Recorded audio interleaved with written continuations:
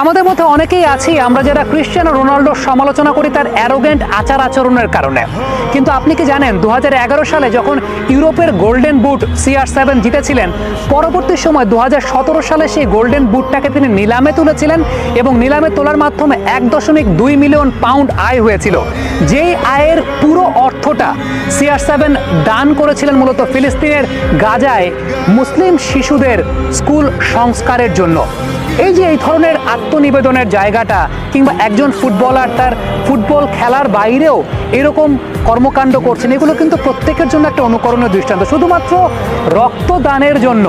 রক্তদানের জন্য তিনি শরীরে কোনো প্রকার ট্যাটু অঙ্কন করেন না। আমরা বিশ্বব্যাপী অনেক ফুটবলারকে দেখি যে শরীরব্যাপী ট্যাটু করছেন, এটা একটা ফ্যাশন বা আইকনিক একটা স্টাইল হিসাবে ব্যবহৃত হয়। বাট ক্রিশ্চিয়ানো রোনাল্ডো ট্যাটু ছাড়াই তিনি আইকনিক স্টার। কারণটা হচ্ছে তিনি ট্যাটু গ্রহণ করেন না, এই কারণে তিনি রক্ত দিতে পছন্দ করেন, কিংবা যখন তখন যদি তার শরীরে রক্ত প্রয়োজন হয় অন্য কাউকে বাঁচানোর জন্য, সেক্ষেত্রে তিনি সবসময় এগিয়ে আসতে চান।